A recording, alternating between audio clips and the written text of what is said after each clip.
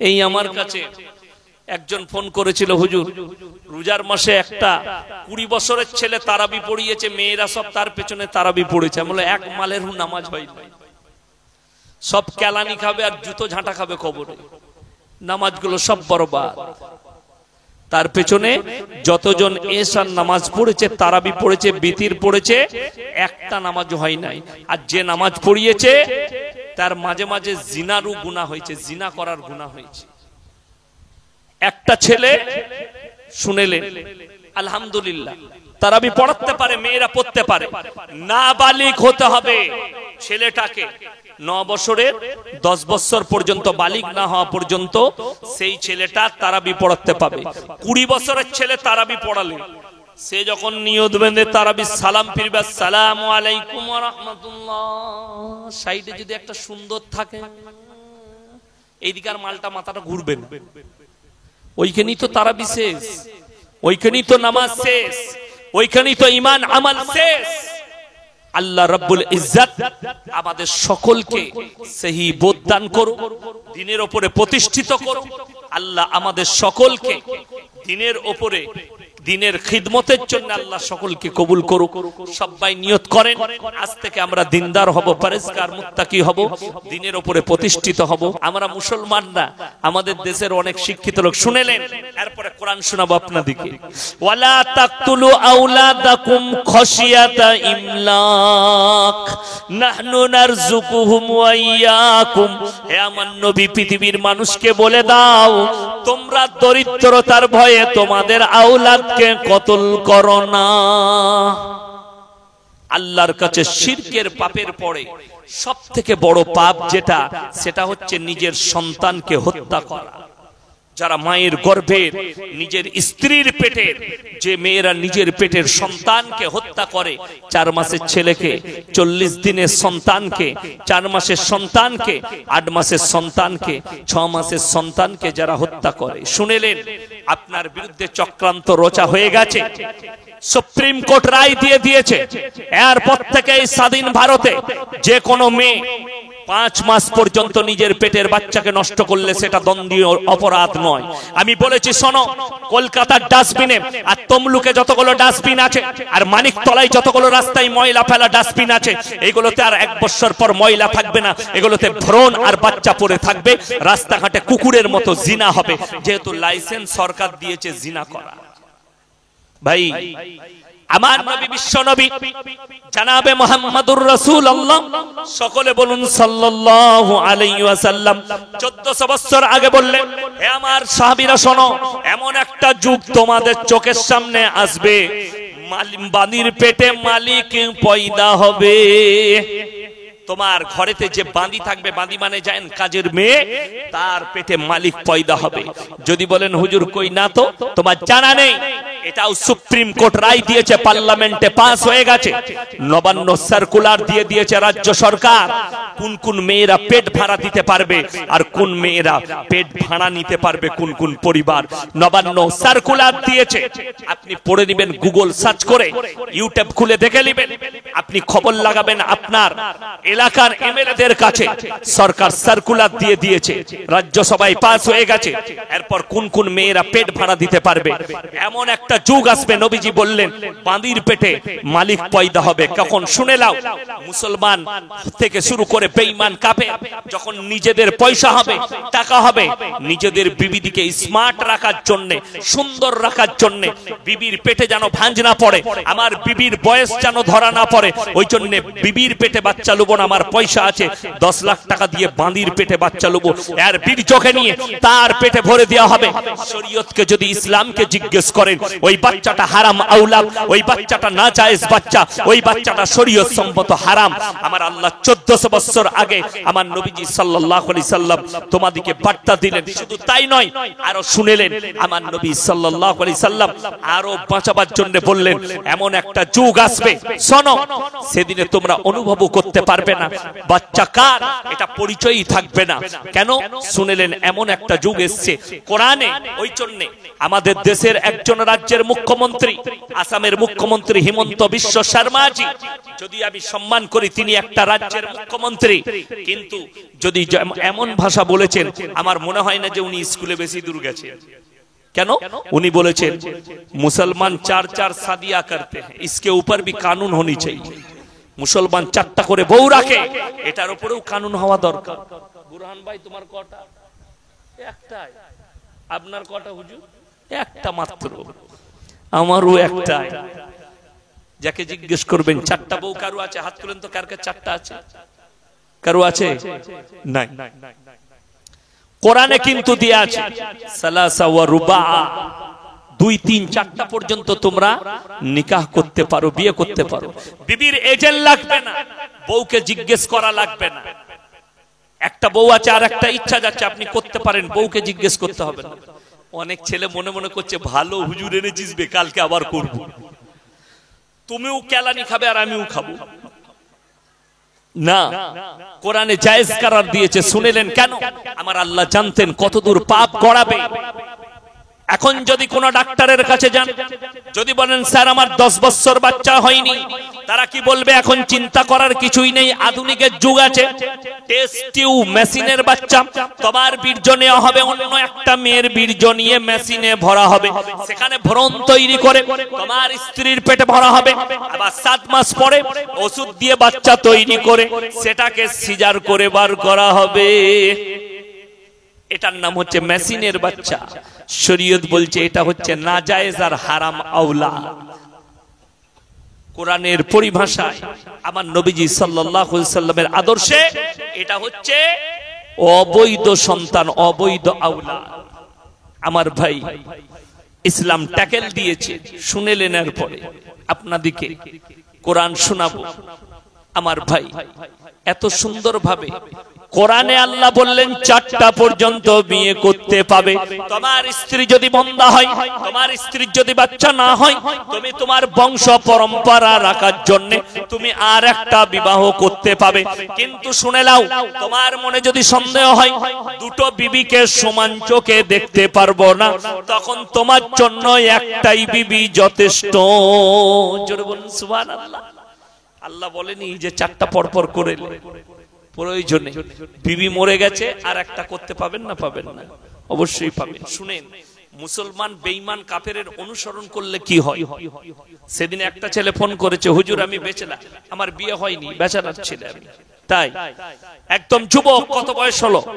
বলে আমার বয়স 26-27। আমি বিয়ে করার ইরাদা করেছি, কিন্তু একটা খুব দিনদার মেয়ে আমাদের পাড়ায় বিধবা হয়েছে, একটাই বাচ্চা আছে, আমার ইচ্ছা জেগেছে আমি তাকে যেন বিয়ে করে বিবি রূপে গ্রহণ করতে চাই। এটা কি জায়েজ আছে?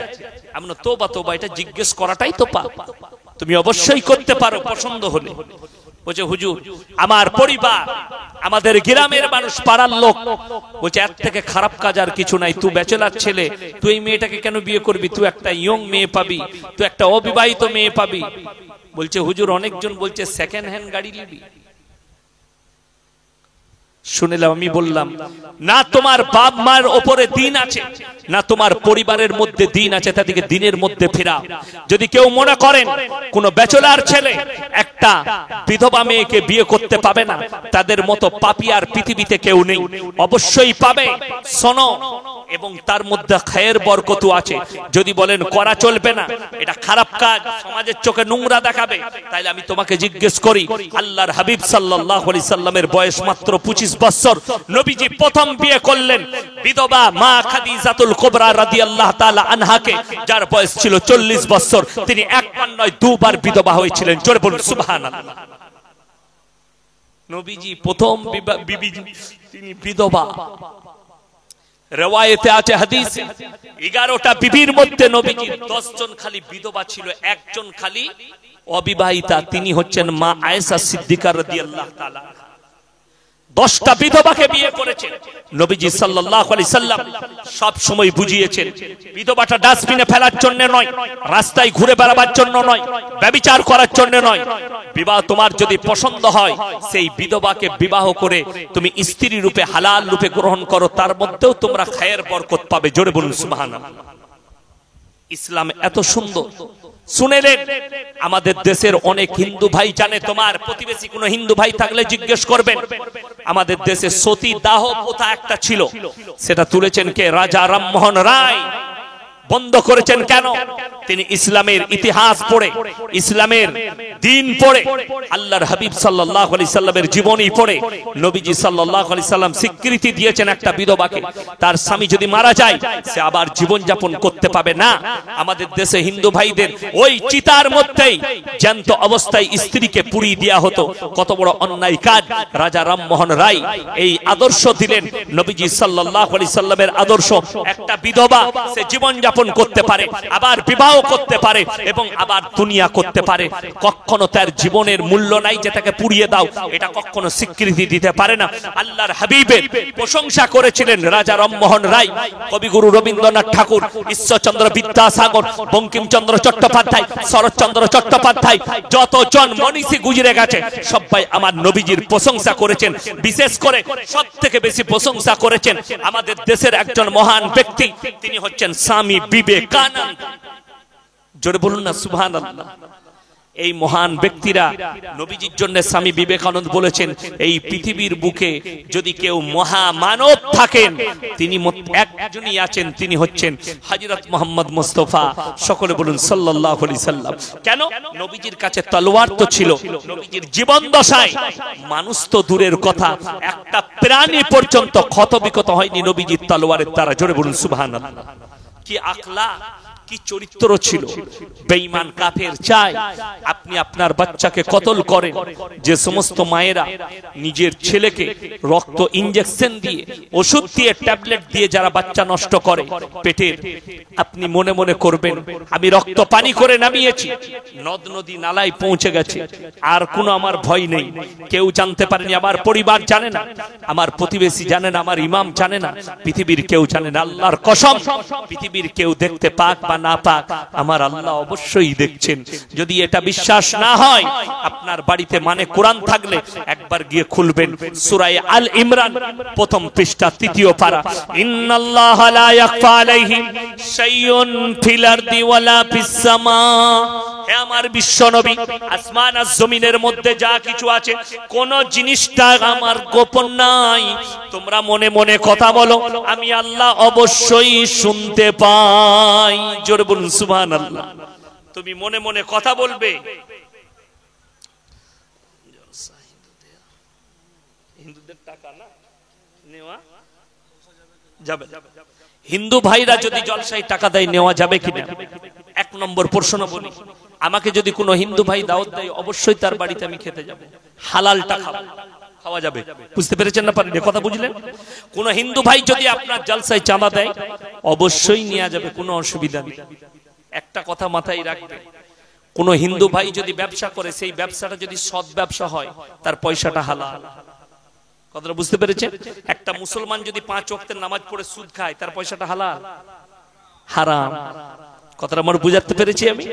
তো এই হিন্দু ভাই যদি আপনাকে ইফতারি করায় তার সৎ ব্যবসার পয়সা থেকে তো ইফতারি করাটাও জায়েজ আছে, কোনো অসুবিধা নেই। এবং তার চাঁদা জলসায় নেওয়াটাও জায়েজ আছে, সে খুশি করে দিচ্ছে অবশ্যই দিবে, সে ভালো পয়সা দিবে। দ্বিতীয়, মুসলমান হয়ে হিন্দুদের পুজোয়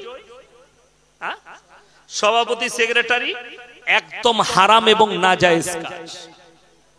হারাম এবং নাজায়েজ, তাদের জন্য ফি নারি জাহান্নামা খালিদিনা ফিহা, আর তাছাড়া কোনো উপায় নেই। কেন?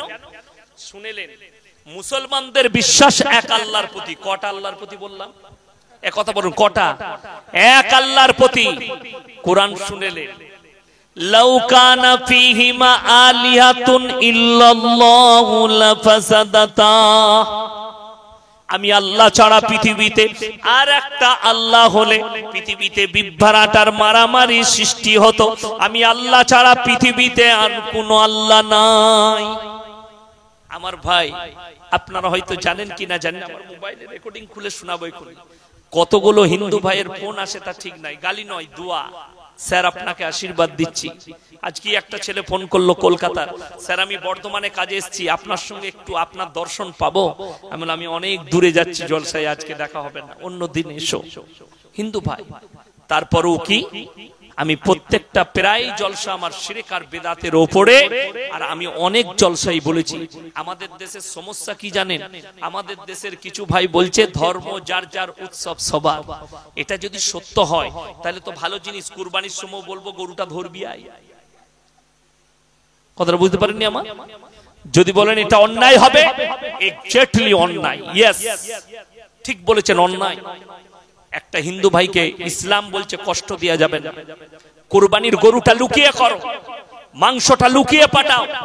তোমার প্রতিবেশী শুনেলেন, আল্লাহ নবী সাল্লাল্লাহু আলাইহি সাল্লাম হাদিস বর্ণনা করেছেন, তোমরা ততক্ষণ পর্যন্ত মুমিন হতে পারবে না যতক্ষণ পর্যন্ত তোমার পাশের বাড়ির লোক তোমার কাছ থেকে সুরক্ষিত নয়। সুরক্ষা দিতে হবে। তোমার ঘরের পাশে কে বসবাস করছে দেখো না, সে হিন্দু হোক, খ্রিস্টান হোক, দলিত হোক, আদিবাসী হোক, সে ক্ষুধার্ত হলে খাবার দাও, বস্ত্রহীন হলে বস্ত্র দাও, বিপদে পড়লে পাশে দাঁড়াও। তা বলে এটা নয় তার পুজোর সেক্রেটারি আমি হতে যাব, কখনো নয়। শরীয়ত সম্মত দেয় শিরকের গুনাহ। যদি বলেন হুজুর আমি তো পুজো করি না, খালি দেখতে যাই, তাহলে শুনো এক্সাম্পল দিই। আপনার এই গ্রামে রাতের বেলায় ডাকাতি হচ্ছে, কেউ নাই, সবাই ঘুমুচ্ছে, একটা বাড়িতে ডাকাতি চলছে, একজন পেশাব করতে উঠেছে, ধরলেন বুরহান ভাই পেশাব করতে উঠেছে, লুকিয়ে দেখলে আল্লাহ ওর বাড়িতে ডাকাতি হচ্ছে, চুপচাপ বসে দেখলে কিভাবে করে দেখি, পুরো সিন দেখলে সব লুটে ফুটে নিয়ে পালিয়ে গেল, পুলিশ এসে হাজির। গোটা গ্রামের লোক জেগে গেছে, এই তোমাদের মধ্যে কে দেখেছো? বুরহান ভাই বললে স্যার প্রথম থেকে শেষ পর্যন্ত আমি দেখেছি। কাকে বেশি কালানি দিবে? একে তুলে নিয়ে যাবে না, যাবে না, মালটাকে নিচে ধরা পড়ে যাবে, কে নিয়েছে, কেন সব দেখেছে। তো তুমি যদি বলো যে আমি খালি মজা দেখতে গেছিলাম, তুমি বেশি কেলানি খাবে। কেন? কোরআনে আছে লা ইলাহা উলাই ওয়া লা ইলাহা উলাহ, তোমরা দুটো নৌকাতে পা দিও না, কারুর দেবদেবীকে গালি দিও না, কারুর ধর্মকে খারাপ বলো না, কিন্তু তারটাকে তুমি নিজের মনে করো না।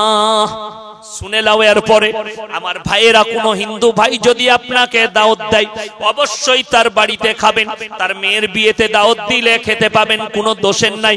কিন্তু যদি বলে পূজার প্রসাদ খাও, আমার আল্লাহ নিষেধ করেছেন, ইন্নামা হাররামা আলাইকুমুল মাইতাতা ওয়াদ-দামা ওয়া লাহমাল খিনজিরি ওয়া মা উহিল্লা বিহি লিগাইরিল্লাহ, প্রবাহিত রক্ত, মরা জন্তুর মাংস, শুয়োরের মাংস, আল্লাহ ব্যতীত অপরের নামে উৎসর্গিত জিনিস, আল্লাহ ছাড়া কবরের নামে, আল্লাহ ছাড়া ঠাকুরের নামে, আল্লাহ ছাড়া গাছের নামে, আল্লাহ ছাড়া পাথরের নামে, আল্লাহ ছাড়া আগুনের নামে, যার নামে করবে তোমাদের জন্য খাওয়া হারাম।